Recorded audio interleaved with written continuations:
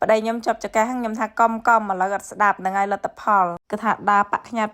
លើសដើមហ្មងហាមគាត់ថាជាប់តសែងអញ្ចឹងឯងមិនបាច់តែធ្វើការអីទេហើយគាត់អត់ស្ដាប់ខ្ញុំទេនិយាយពីតែចេះព្រលឹមឡើងគឺបាត់មនុស្សបាត់ហើយឥឡូវមិនតន់ដល់ម៉ោងចេញធ្វើការឃើញចេញមកបានសាច់គោមកខ្ញុំប្រាប់ខ្ញុំថាធ្វើការទេជាប់តសៃអោនមិនតិចឈឺអោនមិនតិចចឹងហើយខ្ញុំដេញឲ្យទៅពេទ្យឲ្យគាត់ទៅចាក់តសៃដែលថ្ងៃមុនខ្ញុំឲ្យបងប្អូនមើលគេដោតមកជុលនៅកន្លែងចកាហ្នឹងបងប្អូនលើកមុនគាត់អញ្ចឹងដែរតែដោតឡើងមួយអាទិត្យបានជីគាត់ដោតតែ2ថ្ងៃឬថាបានរៀងគ្រាន់ចង់ទៅធ្វើការឥឡូវមានទៅធ្វើការអីកើតបងប្អូនហើយទៅដល់ហើយមកវិញដែរអញ្ចឹងហើយខ្ញុំដេញឲ្យគាត់ទៅដោតមកអាទិត្យអីទៅរំតែវារៀងគ្រាន់បាននិយាយរួមទៅមួយថ្ងៃហ្នឹងកុំថាតែគាត់ទៅឈឺសំបីតែខ្ញុំក៏ផ្ដាសាយដែរបងប្អូនឃើញសំឡេងខ្ញុំអត់គឺសំឡេងឡើងប្រែហ្មងផ្ដាសាយមកជុំងុំថ្ងៃមុនគឺបុកនឹងតុកបងប្អូននៅចង់ជាប់មុខមកខាងគ្រាន់នេះឡើងខ្លាច់តែចំភ្នែកហ្នឹងគឺចប់ប្រោយគ្រូកំពុងតែឲ្យទៅជួយផាត់មុខកូនសិស្សក្នុងកម្មវិធីគេផងហើយខ្ញុំកំពុងស្ទាក់ស្ទើរទៅឬមិនទៅពេលឲ្យប្តីខ្ញុំចាត់ទៅបខំខ្ញុំឲ្យទៅព្រោះគ្រូគេរោហើយខ្ញុំទៅផាត់មុខហ្នឹងខ្ញុំមិនដឹងទៅស្លៀកអីទៀតណាពេលឲ្យប្តីខ្ញុំគាត់ថាស្លៀករ៉ូបនេះទៅខ្ញុំស្លៀករ៉ូបហ្នឹងគាត់ថាសភាពរៀបសារអញ្ចឹងហើយខ្ញុំស្លៀករ៉ូបហ្នឹងទៅហើយមុនពេលផាត់មុខឲ្យកូនសិស្សគឺយើងត្រូវតែផាត់មុខខ្លួនឯងសិនខ្ញុំថាទៅណាគឺថាលាបតែ Bella DD Cream ហ្នឹងទៅសម្រាប់ Bella DD Cream បងប្អូនស្គាល់ច្រើនហើយថាវាគឺជាភេទលេការពារកម្ដៅថ្ងៃក្នុងសាច់លេរបស់ Bella DD Cream មាន SPF រហូតដល់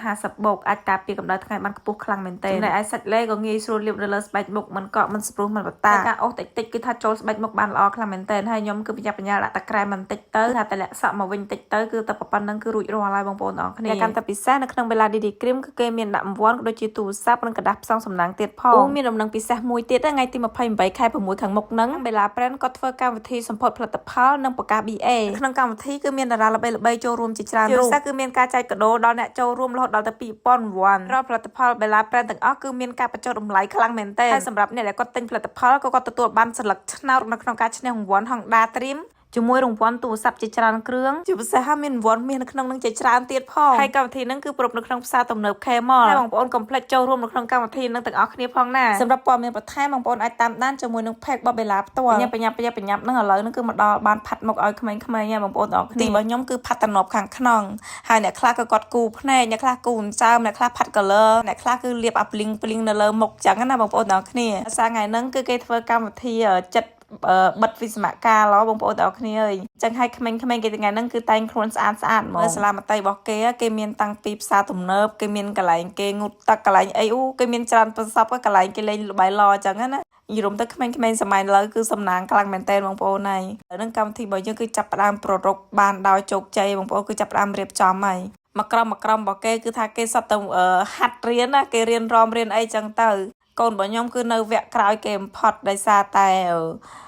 គេមានកម្មវិធីផ្សេងបន្តចឹងណាបងប្អូនទាំងអស់គ្នាមើលគ្រូគឺថាខ្លាំងជាងកូនសិស្សទៀតតែមានតែអ្នកដែលគ្រូសាលាមត្តេយ្យទៅយល់អារម្មណ៍មួយនឹងបងប្អូនទាំងអស់គ្នាក្មេងៗនៅនេះពេលវេលាដែលសប្បាយជាងគេគឺមានរយៈពេលតែ3ឆ្នាំគឺនៅពេលដែលគាត់រៀនសាលាមត្តេយ្យនឹងឯងបងប្អូនទាំងអស់គ្នានៅពេលដែលរៀនចាប់ពីថ្នាក់ទី1ឡើងទៅគឺចាប់ផ្ដើមមានសម្ពាធម្ដងតិចដូចកូនប្រុសខ្ញុំជាដើមនៅសាលាមត្តេយ្យគឺនៅពេលដែលចូលហ្នឹងគឺថាបានច្រៀងបានរាំគេមានកម្មវិធីយរួមពេលព្រលឹមឡើងកូនរបស់ខ្ញុំម៉ោង8ចូលសាលាម៉ោង9កន្លះគឺចាប់ផ្ដើមញ៉ាំផ្លែឈើញ៉ាំអីហើយពីរឿងរៀនគឺមិនសូវរៀនទេបងប្អូនណាស់តែទៅញ៉ាំទៅដេកទៅអីនៅនឹងចឹងណាទៅលេងទៅ